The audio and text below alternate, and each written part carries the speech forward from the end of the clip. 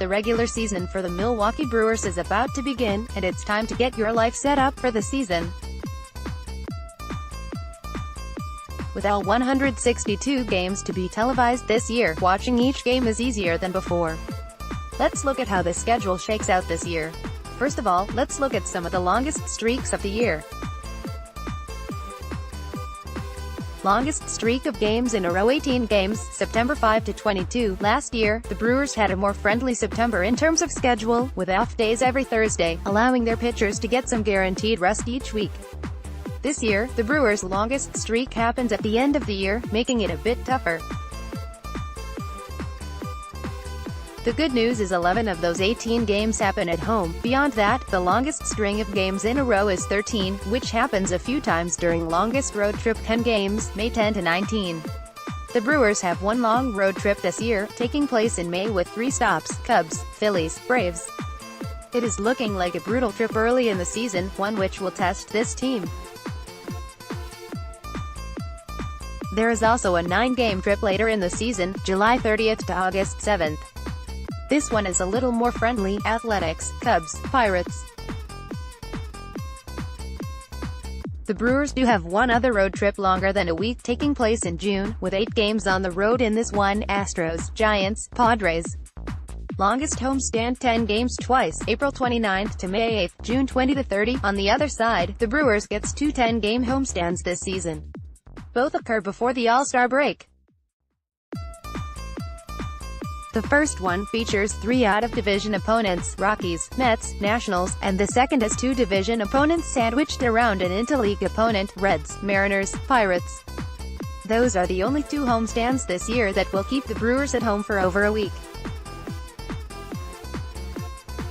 West Coast road trips: April 8 to 14, 3 at Angels, 3 at Dodgers, June 14 to 19, 3 at Giants, 3 at Padres, July 18 to 21, 4 at Diamondbacks, July 30th to August 1st, 3 at Athletics. While this doesn't necessarily fall into a streak, it's always good to know when the West Coast trips happen, because they means later nights to sit up and watch the Brewers.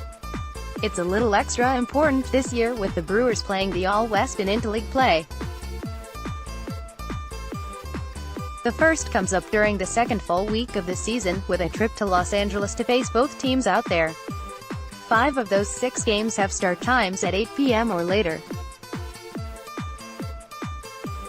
The next trip is in June, though this one is a little nicer with only 3 evening games during the trip, all with start times after 9 p.m.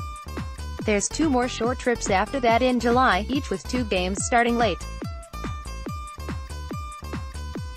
There is also a trip to the Rockies to end the season, but all the games in this series start at 7:10 p.m. at the latest. Next up, here's the breakdown of home and away games each month.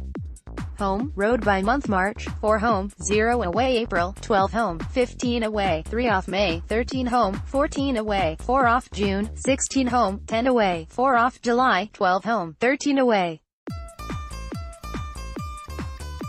6 off; August, 11 home, 15 away, 5 off; September, 13 home, 14 away, 3 off. The Brewers do spend more days away from home most months, but it's not very significant.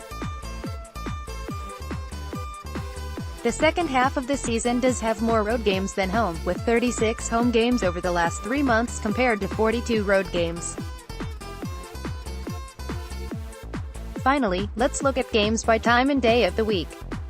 For reference, here are the start times for each group: morning, before noon, early afternoon, noon to 3 p.m. late afternoon, 3 p.m. to 6 p.m. early night, 6 p.m. to 8:30 p.m. late night, 8:30 p.m. or later. Sunday 23 early afternoon, 3 late afternoon, 1 early evening. As usual, most games on Sunday are in the afternoon. There's one evening game currently scheduled, a mid-May game against the Cubs. A few more could be added if the Brewers are playing well enough. Monday 8 off days: 2 late afternoon, 14 early evening, 2 late evening. Monday is one of the 2 days where it's generally safe to have other plans. The Brewers have the day off 8 times on Monday. Other than that, it's mostly evening games, with a few starting in the late afternoon. Tuesday 1 off day, 2 late afternoon, 21 early evening, 2 late evening. As usual, Tuesdays are packed, with the only off day happening during the All-Star break. Plenty of action happening on these days.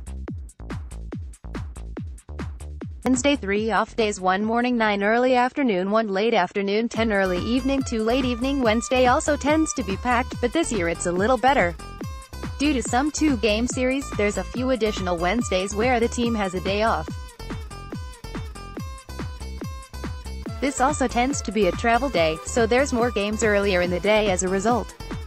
Thursday 12 off days, 1 morning, 8 early afternoon, 1 late afternoon, 4 early evening, 1 late evening. Thursday nights are a good time to get away for the night.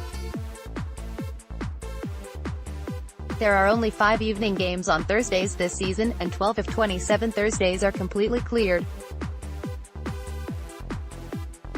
Friday 3 early afternoon, 21 early evening, 3 late evening. Friday is similar to Tuesday, in that there's almost always an evening game going on.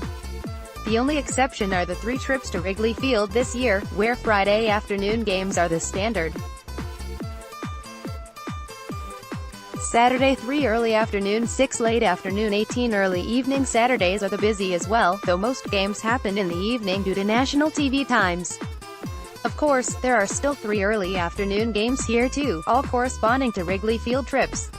That's it for the Brewers' 2019 schedule. Hopefully this will help you figure out your year as the Brewers work to defend their NL Central title.